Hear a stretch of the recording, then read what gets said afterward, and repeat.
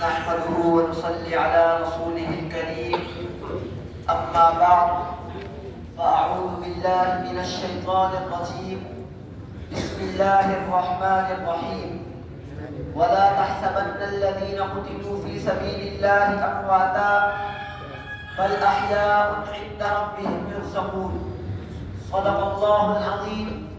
وقال النبي صلى الله عليه وسلم اعلموا أن الجنة تحت ظلال السيوف أو كما قال عليه الصلاة والسلام. یہ بات آیا ہے دنیا پر ہم پھول بھی ہیں تلوار بھی ہیں. یہ بات آیا ہے دنیا پر ہم پھول بھی ہیں تلوار بھی ہیں. یا بس جہاں مہکائیں گے یا خون میں نہا کر دم لیں گے. ہر سمت مچلتی کرنوں نے افسونے شبغم توڑ دیے. ہر سمت مچلتی کرنوں نے افسونے شبغم توڑ دیے. اب جاگ اٹھے ہیں دیوانے دنیا کو جگا کر دم لیں گے. محترم عزیز اساتذہ کرام اور میرے ہم مکتب ساتھیوں، السلام علیکم ورحمۃ اللہ وبرکاتہ. آج میں آپ حضرات کے سامنے جس موضوع پر لب کشائی کرنا چاہتا ہوں وہ ہے جذبہ جہاد. سامعین محترم، رب کا فرمان ہے یا ایھا النبی حرض المؤمنین علی القتال، اے نبی مومنین کو جہاد کے لیے تیار کیجئے. میرے مدنی آقا صلی اللہ علیہ وسلم رب کا یہ پیغام سن کر کمر بستہ ہو گئے.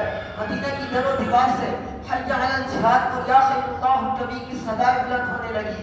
کفار کے ایوانوں میں زلزلے آنے لگے. قیصر و کسریٰ کی ہوا اکھڑنے لگی. کفار کے دلوں میں دین اسلام کی عظمت اجاگر ہونے لگی. میرے محبوب پیغمبر سرکار دو عالم حضرت مصطفیٰ احمد مجتبیٰ خاتم النبیین صلی اللہ علیہ وسلم اعلیٰ کلمات اللہ کے لیے کبھی بدر کے میدانوں میں، کبھی احد کے دل کی داس چٹانوں میں، کبھی خندق کے غاروں میں، کبھی حنین کے ریگستانوں میں، کبھی خیبر کے نخلستانوں میں علی نبی اللہ کریم علی ابن عبد المطلب کے رجزیہ پڑھتے ہوئے کفار کے ایوانوں کو ملیہ مٹ کرتے چلے گئے. سامعین محترم، کملی والے نے کیا خوب سوال کیا، اے ربا کب تک جہاد کرتا رہوں؟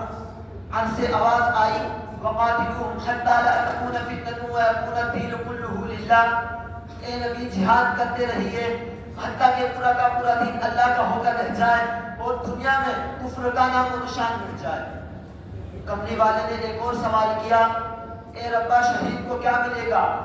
عرض سے آواز آئی میرا دیدار نصیب ہوگا.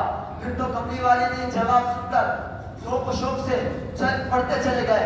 لَوَدِدْتُ أَنِّي أُقْتَلُ فِي سَبِيلِ اللَّهِ ثُمَّ أُحْيَا ثُمَّ أُقْتَلُ ثُمَّ أُحْيَا ثُمَّ أُقْتَلُ ثُمَّ أُحْيَا ثُمَّ أُقْتَلُ. نبی کے جانثاروں نے جب نبی کے اس جذبہ جہاد کو دیکھا تو ان سے رہا نہ گیا. وہ بول پڑے نحن الذین بایعوا محمدا علی الجہاد ما بقینا ابدا. سامعین محترم، جذبہ جہاد کو دیکھنا ہے تو ابو ایوب انصاری رضی اللہ تعالی عنہ کو دیکھیے. 90 سال کی عمر ہے، جہاد کے لیے نکل رہے ہیں. بیٹوں نے صدا دی ابا جان بس کیجیے، آپ نے بہت جہاد کر لیا، اب ہم آپ کے لیے جہاد کریں گے. میرے ابو ایوب انصاری رضی اللہ تعالی عنہ سے رہا نہ گیا. وہ بول پڑے میرے بیٹو سنو، مجھے جہاد کے لیے مت روکو. اگر مجھے موت بھی ہو جائے تو میری لاش کو بھی اللہ کے راستے میں نکالنا. اللہ اکبر، اسی کو جذبہ جہاد کہتے ہیں. اسی جذبہ جہاد کے بدولت ہی ابو بکر صدیق بن گئے، عمر فاروق بن گئے، عثمان غنی بن گئے، علی حیدر کرار بن گئے. اب میں اپنی تقریر کا اختتام اس شعر سے کرنا چاہتا ہوں.